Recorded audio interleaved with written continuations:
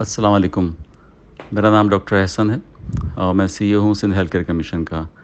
میں یہ ایک پبلک ہیلتھ میسیج دینا چاہ رہا ہوں جو آپ اپنے گروپ پر شیئر کر سکتے ہیں ڈینگی کے بارے میں.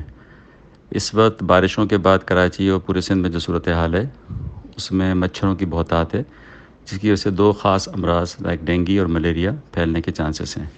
تو آج کل جس مریض کو بھی اگر بخار ہوتا ہے اور وہ اپنے ڈاکٹر کے پاس جاتا ہے تو اس کے 2-3 ٹیسٹ کرائے جاتے ہیں، جس میں اس کا ایک CBC کراتے ہیں تاکہ اس کے کاؤنٹس پتہ لگیں، ایک اس کا NS1 اینٹیجن ٹیسٹ کراتے ہیں ڈینگی کے لیے تاکہ پتہ لگے کہ ڈینگی تو نہیں ہے، اور ایک ٹیسٹ ہے ICT ملیریا جو ٹیسٹ کرایا جاتا ہے تاکہ پتہ لگے ملیریا ہے یا نہیں ہے. سندھ ہیلتھ کیئر کمیشن نے الحمدللہ ان ٹیسٹوں کے پرائس کم کرا دیے ہیں تاکہ پبلک پر اس کا بوجھ نہ آئے. اب آتے ہیں اس کی مینجمنٹ کی طرف. اس کی مینجمنٹ زیادہ تر کیسز میں گھر پہ آرام کے ساتھ کی جا سکتی ہے، کیونکہ اس میں ہمیں سب سے زیادہ خیال یہ رکھنا پڑتا ہے کہ ڈینگی میں ہماری جو چھوٹی چھوٹی خون کی نالیاں ہوتی ہیں ان کے سوراخ بڑے ہو جاتے ہیں اور اس سے بلڈ کے سیلز باہر نکلنے لگتے ہیں، جس میں خاص طور پہ پلیٹلیٹ باہر نکل جاتے ہیں، اور جب ہم ٹیسٹ کرتے ہیں تو پلیٹلیٹ ہمیں بلڈ کے اندر کم نظر آتے ہیں. تو جس سے ہم یہ سمجھتے ہیں کہ شاید اگر ہم کوئی پپیتے کا پانی یا کوئی اور ایسی چیز لیں گے ٹوٹکا، اس سے ہمارے پلیٹلیٹ زیادہ بننے لگیں گے. اس کی ضرورت بالکل نہیں ہوتی. اس میں ضرورت اس بات کی ہوتی ہے کہ ان سیلز کے ساتھ خون کا پانی بھی تھوڑا سا باہر نکلتا ہے، جس سے پیشنٹ کو ڈی ہائیڈریٹ ہونے کا چانس ہوتا ہے. تو ہمیں کرنا یہ ہے کہ اگر ہمیں کوئی الٹی وغیرہ نہیں ہے تو ہم اپنے بخار کو کنٹرول رکھیں. جو دوائیں عام ہوتی ہیں پیراسیٹامول، پیناڈول، ان سے ہم اپنے بخار کو کم رکھیں. اگر بخار تیز ہے تو ہم کولڈ اسپونجنگ کریں.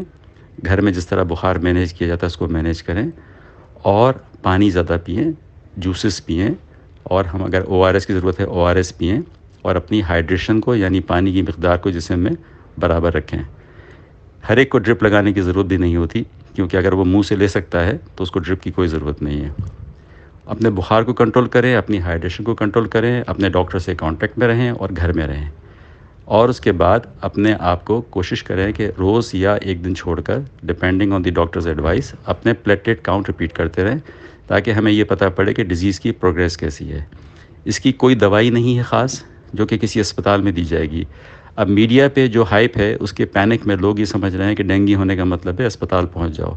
اسپتال میں اتنا بیڈ نہیں ہے، اور اسپتال میں اگر آپ داخل بھی ہو جائیں گے تو وہاں صرف آپ کو لٹا دیا جائے گا اور زیادہ سے زیادہ ایک ڈرپ لگا دی جائے گی. اسپتال میں ٹوٹل مینجمنٹ یہ ہے اس کی. اور بہت چند کیسز میں جس میں کہ اگر خدا نخواستہ پلیٹلیٹ کاؤنٹ بہت لو ہو جاتا ہے، ڈینجرس لیول سے نیچے چلا جاتا ہے، 10,000 8,000 ادھر پہنچ جاتا ہے، تو پھر ڈاکٹر یہ سوچتے ہیں کہ کیا اس کو پلیٹلیٹ دیے جائیں تاکہ اس کو کوئی کمپلیکیشن نہ ہو. تو یہ جو کیسز ہوتے ہیں یہ آٹے میں نمک کے برابر ہوتے ہیں جن کو پلیٹلیٹ کی ضرورت پڑتی ہے. زیادہ تر کیسز 5-7 دن میں خود بخود ریکور ہو جاتے ہیں، صرف ہم نے پلیٹلیٹ کے کاؤنٹ کو مانیٹر کرنا ہے. ایک بہت امپورٹنٹ میسج، جیسے کووڈ کے زمانے میں ہم سینیٹائزر یوز کرتے تھے اور ہمیں اس کی عادت ہو گئی تھی، ہم ماسک پہنتے تھے ہمیں اس کی عادت ہو گئی تھی، اسی طرح سے اس سیزن میں ضروری یہ ہے کہ ہم سب اپنے ساتھ ماسکیٹو ریپیلنٹ رکھیں اور 4-4 گھنٹے کے وقفے سے اپنے اوپن باڈی پارٹس پر اس کو لگاتے رہیں تاکہ ہم اس کو پریونٹ کر سکیں. گھر میں جو لوگ باہر سوتے ہیں جن کے نوکر حضرات ہیں ان کو مچھردانی پرووائڈ کریں، ان کو ماسکیٹو ریپیلنٹ بھی دیں. اسپتالوں میں رش نہ کریں. میڈیا نے ہائپ کیا ہوا ہے اس کو، یہ آرام سے گھر پہ مینیج ہو سکتی ہے. بہت چھوٹی پرسنٹیج کیسز کو ریکوائر ہوتا ہے وہ کسی ہاسپٹلائز ہوں، اور جنرل کیسز کے لیے اندر اسپتال میں سوائے مچھردانی لگا کے لٹانے کے اور کوئی علاج نہیں ہوتا. تو بھرنے کی ضرورت نہیں ہے اسپتالوں کو.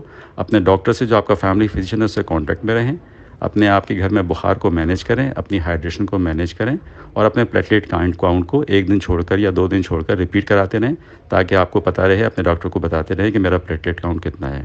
یہ میسج صرف میں اس لیے دے رہا ہوں کہ اگر لوگ سارے اسپتال میں رش کریں گے تو ایک تو بے وجہ پینک پھیلے گی جس کی ضرورت نہیں ہے، اور اسپتالوں میں بیڈ آکوپائی ہو جائیں گے جس کی بھی کوئی خاص ضرورت نہیں ہے. میں سمجھتا ہوں کہ یہ میسج آپ اس کو آگے بھی بڑھا سکتے ہیں اپنے گروپ میں تاکہ لوگوں کو اس کے ساتھ آگہی ہو.